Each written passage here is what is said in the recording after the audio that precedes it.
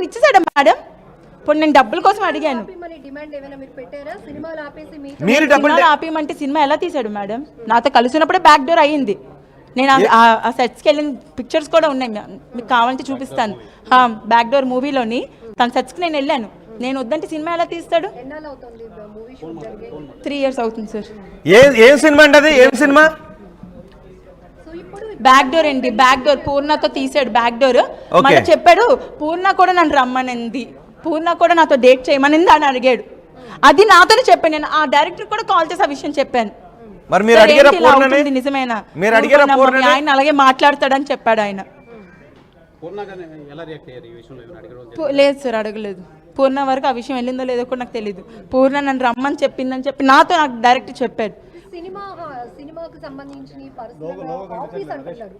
Okay okay okay okay madam, ఇది office అయితే మరి అపార్ట్మెంట్ అందరికి వైఫ్ అని ఎందుకు చెప్తున్నాడు?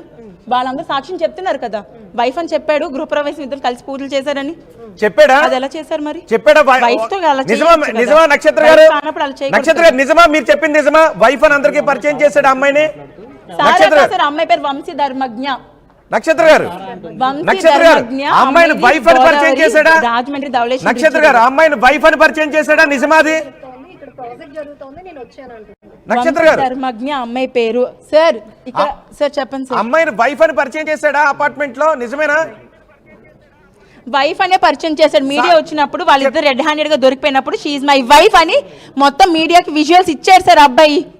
అవి మీడియాలో ఉన్నాయి కదా మేడం. షీఈ్ మై వైఫ్ అని పరిచయం చేశాడు అందరికి. అపార్ట్మెంట్ వాసులు కూడా వాళ్ళిద్దరు ఎక్కడ అకామిడేషన్ ఏంటి సార్? ఆఫీస్ రూమ్ కి సంబంధించిన ఏమైనా ఉన్నాయా అక్క చెప్పండి.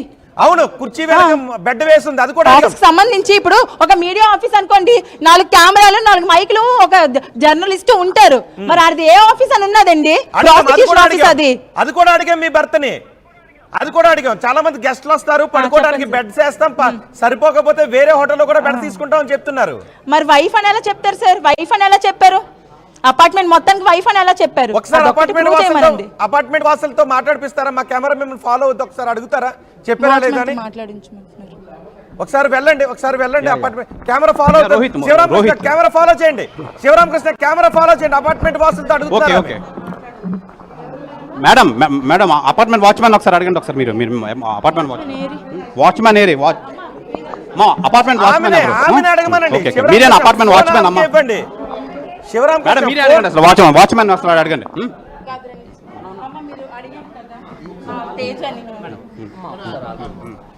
తేజ అని అడిగాను కదమ్మా. తేజ ఇక్కడ ఉంటున్నాడంటే ఇక్కడ ఉంటున్నారని చెప్పారు కదా, ఎన్నాళ్ళ నుంచి ఉంటున్నారమ్మా? 3 months. ఏమని చెప్పాడమ్మా అమ్మాయి గురించి? వైఫ్ అని అన్నారు. వైఫ్ అని చెప్పారా? ఇద్దరు గృహప్రవేశం పూజలు చేశారు. అంటే అకామిడేషన్ ఇచ్చిన వాళ్ళతో వైఫ్ అని చెప్పుకొని పూజలు చేస్తారా సార్? చెప్పండి సార్. ఇది వాచ్మెన్ కన్నా ఇక్కడ అంతకన్నా బలమైన సాక్ష్యం ఇంకేముంటుంది సార్?